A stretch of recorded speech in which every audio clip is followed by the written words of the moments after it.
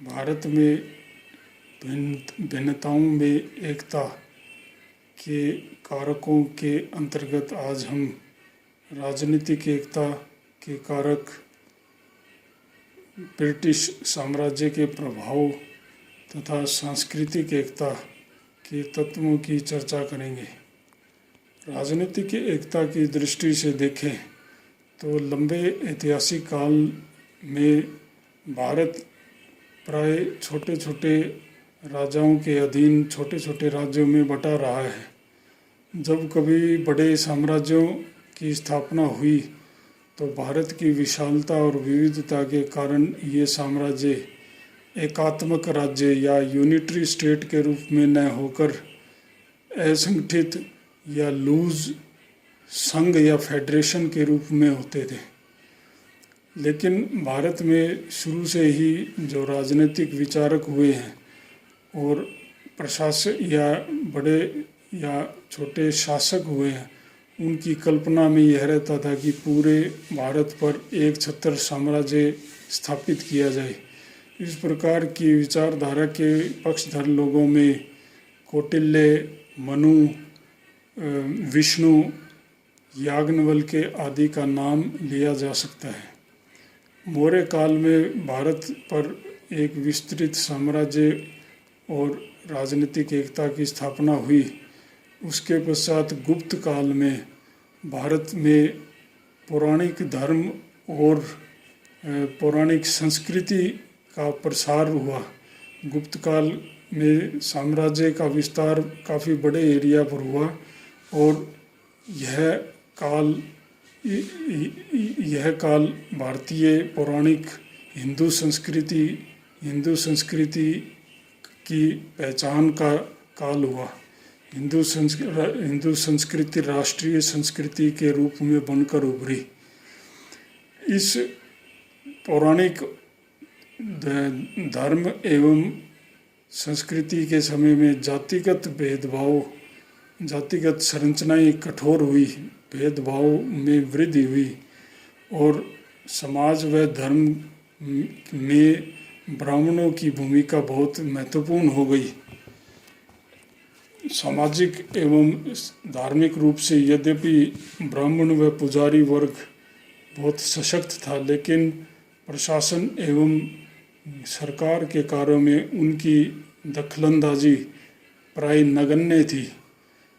इसलिए उस समय का जो राज्य था वो उसका स्वरूप मोटे तौर पर धर्म आधारित होते हुए भी गुप्त काल के साम्राज्य को हम भारत में धर्मनिरपेक्ष राज्य की स्थापना की नींव के रूप में देखते हैं, क्योंकि इस समय प्रशासनिक एवं राजकीय कार्यों में धर्म की भूमिका या धर्म को निभाने वाले, धर्म को सिखाने या उनको क्रियान्वित करने वाले पुजारियों की भूमिका प्राय नगण्य रही। करीब 500 साल के अंतराल के बाद दिल्ली में एक दिल्ली सल्तनत की स्थापना हुई, जो भारत के बड़े हिस्से पर साम्राज्य उसका स्थापित हुआ, राजनीतिक एकता स्थापित हो पाई और इन सुल्तानों ने अन्य देशों में स्थापित हुई इस्लामिक राज्य की तर्ज पर भारत में भी उसकी स्थापना का प्रयास किया। इस इस्लामिक राज्य का जो उद्देश्य या आदर्श था वो था सांस्कृतिक एवं धार्मिक रूप से समाज को मोटे तौर पर स्वतंत्र रखा जाए, और लेकिन उनकी राजनीतिक जो छूट थी, राजनीतिक स्वतंत्रता, वो अपेक्षाकृत सीमित रखी जाती थी। लेकिन इस इस्लामिक राज्य की संकल्पना भारत में स्थापित नहीं हो पाई, सफल नहीं हो पाई। थोड़े वर्षों के बाद मुगल काल में अकबर ने भारत पर एक विशाल साम्राज्य की स्थापना की और भारत में राष्ट्र राज्य की, नेशन स्टेट की स्वरूप की उत्पत्ति होने लगी। जिसे हम हिंदुस्तानी संस्कृति, जो फारसी और उत्तरी भारतीय हिंदी संस्कृतियों का मिलन था, मिश्रित स्वरूप था, इस हिंदुस्तानी संस्कृति से अकबर के काल के राष्ट्र राज्य की पहचान की जा सकती है। वो उस समय जो राज्य का हिस्सा बनने का जो आधार था वो एकल राज्य की नागरिकता थी। ब्रिटिश काल में फिर से देश में राजनीतिक एकत्व स्थापित हुआ। प्रथम विश्व युद्ध के पश्चात ब्रिटिश साम्राज्यवादियों द्वारा स्वशासन की जो उनका प्रोमिस था, जो उनका वायदा था, उसको पूरा न कर पाने के कारण देश के नव शिक्षित पाश्चात्य शिक्षाओं में दीक्षित जो मध्य वर्ग के लोग थे, वो उन्होंने आम लोगों के साथ और विभिन्न धर्म के अनुयायियों, धर्म के जो धर्मगुरुओं के साथ मिलकर ब्रिटिश लोगों के खिलाफ एक संघर्ष की शुरुआत की। विश्व युद्ध के पश्चात जो आर्थिक मंदी आई, उससे मध्य वर्ग, निम्न वर्ग और श्रमिक और कृषक वर्ग भी बहुत ज़्यादा प्रभावित हुए। तो इन आर्थिक और राजनीतिक कारकों से देश में एकत्व की भावना, राजनीतिक एकत्व की भावना विकसित हुई। कुछ निहित स्वार्थों ने ब्रिटिश लोगों के साथ मिलकर देश में हिंदू और मुस्लिमों के बीच वैमनस्य की भावना को विकसित किया।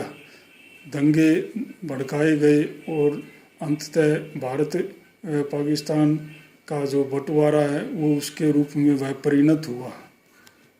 ब्रिटिश साम्राज्य के प्रभाव के कारक के अंतर्गत हम यह देखते हैं कि ब्रिटिश लोगों ने अकबर की परंपराओं के विपरीत सांस्कृतिक प्रभुत्व का उद्देश्य रखा। वो भारतीय संस्कृति से तालमेल करके उसमें संयोजन करके उसकी समरसता स्थापित करने में उनकी इंटरेस्ट नहीं था। वो भारतीय संस्कृति को डोमिनेट या प्रभुत्व, उस पर प्रभाव कंट्रोल करके, नियंत्रित करके उसको दबाने की कोशिश उनकी रही। फिर भी ब्रिटिश साम्राज्यवादियों के जो प्रभाव पड़े वो संपूर्ण देश में कई मायनों में एक जैसे थे और उस प्रभाव को हम परोक्ष प्रभावों की श्रेणी में रख सकते हैं। न चाहते हुए भी ये प्रभाव ब्रिटिश साम्राज्य के काल में देश में उत्पन्न हुए, देश पर पड़े और जिससे देश में कई या कुछ मायनों में समरूपता के प्रारूप विकसित हुए। ब्रिटिश प्रभाव में जो एक प्रभाव था वो था कि पूरे देश में एक जैसा कानून व्यवस्था और प्रशासनिक तंत्र स्थापित करना। पूरे देश में पहले अलग अलग राज्य होते थे, उनके अपनी अपनी कानून व्यवस्थाएं और अपने अपने प्रशासनिक तंत्र होते थे, लेकिन ब्रिटिश काल में एक बड़े हिस्से में, देश के बड़े हिस्से में इन सब को लेकर समरूपता या एक जैसापन, एकत्व स्थापित हुआ। दूसरा था कि व्यक्तिगत और राष्ट्रीय लिबर्टी या स्वतंत्रता की जो संकल्पना है वो पहली बार इस देश में स्थापित हुई, प्रचारित हुई। तीसरा, ब्रिटिश लोगों का तीसरा प्रभाव था वो लोक जीवन में प्रजातांत्रिक जीवन शैली को प्रारंभिक रूप से उनका स्थापना हुई, प्राथमिक रूप से उसका स्थापना की गई और लोगों को प्रजातांत्रिक जीवन शैली की सर्वप्रथम ट्रेनिंग ब्रिटिश साम्राज्य के माध्यम से मिली। अगला जो प्रभाव था ब्रिटिश लोगों का वो था अंग्रेजी भाषा। अंग्रेजी भाषा संपूर्ण देश के बड़े बड़े विस्तृत हिस्सों में ब्रिटिश लोगों के द्वारा अंग्रेजी भाषा पढ़ाई गई और उसका प्रचार हुआ और अंग्रेजी भाषा एक समरूपता का कारण बनी। लिबरल या खुली मानसिकता उनकी एक और देन थी। वैज्ञानिक प्रवृत्ति जो इन पाश्चात्य लोगों द्वारा लाई गई और फिर आर्ट या कला के क्षेत्र में पड़ने वाले प्रभाव। कला के क्षेत्र में इन प्रभावों को हम कुछ इस प्रकार देख सकते हैं। स्थापत्य कला में ब्रिटिश जो प्रभाव था वो स्पेस या क्षेत्र की आर्थिकता कि थोड़े से क्षेत्र को अधिक से अधिक बेहतर ढंग से अधिक उसका उपयोग कैसे किया जाए, इस पर उनका जोर रहा था।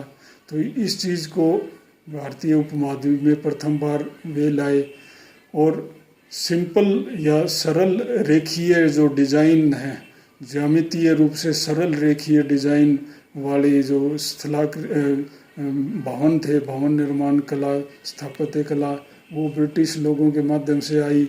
और भवन निर्माण में नगरों के या अधिवासों की स्थापना में हाइजीन यानी कि स्वच्छता की संकल्पना भी ब्रिटिश लोगों के प्रभाव से आई।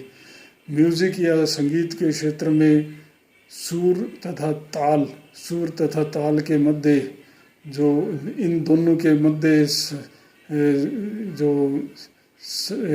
संतुलन स्थापित करने पर जोर दिया जाने लगा। संगीत का स्वरूप इस रूप में देश में संशोधित होने लगा। तीसरा जो इस क्षेत्र में तीसरा जो फर्क था, तीसरा प्रभाव था आर्ट के क्षेत्र में, वो ड्राइंग और पेंटिंग, चित्रकला में पर्सपेक्टिव यानी दृष्टिकोण और अनुपात को पहली बार शामिल किया गया। अनुपात की ओर पहली बार ध्यान दिया जाने लगा। सांस्कृतिक रूप से ब्रिटिश लोगों की जो वेशभूषा, भोजन और उनकी जो बाह्य जीवन शैली और उनकी जो गैर सामाजिकता, समाज से थोड़ा सा दूर रहने की प्रवृत्ति, धार्मिक स्केप्टिसिज्म यानी कि धर्म के प्रति प्रश्नात्मक जो प्रवृत्ति रखना और भौतिकवाद, ये इन तत्वों को आम आदमी ने बहुत तेज़ी से, भारत के आम आदमी ने बहुत तेज़ी से नोट किया और उसकी नकल भी करने लगा। लेकिन ब्रिटिश लोगों के जो मूलभूत चारित्रिक गुण थे, जैसे आत्मगौरव, आत्म केंद्रित होना, समायोजन की क्षमता, उनमें नैतिक साहस या खेल की भावना, जेंटलमैन स्पिरिट या जेंटलमैन की भावना और आधुनिकतावाद जिसमें वैज्ञानिक अन्वेषण और प्रकृति का दोहन ताकि मानव की कल्याण के कार्यों को किया जा सके, प्रकृति दोहन इस दृष्टि से करना, ये सभी जो गुण थे जिन्हें ग्रहण किया जाना चाहिए था ब्रिटिश लोगों से, वो भारतीय लोग नहीं कर पाए। लेकिन कुछ बाह्य चीज़ें, प्रशासन से संबंधित, कलाओं से संबंधित, कुछ वेशभूषा, भोजन और बाह्य व्यवहार, एटिकेट से संबंधित चीज़ें भारतीय समाज में, पूरे देश में एक जैसी समान समरूपी पूरे देश में उसको ग्रहण किया गया। चाहे वो नकारात्मक प्रभाव था या सकारात्मक, लेकिन वो पूरे देश में एक जैसा पड़ा, तो वो उसमें एक तरह की समरूपता उस दृष्टि से पाई जाती है।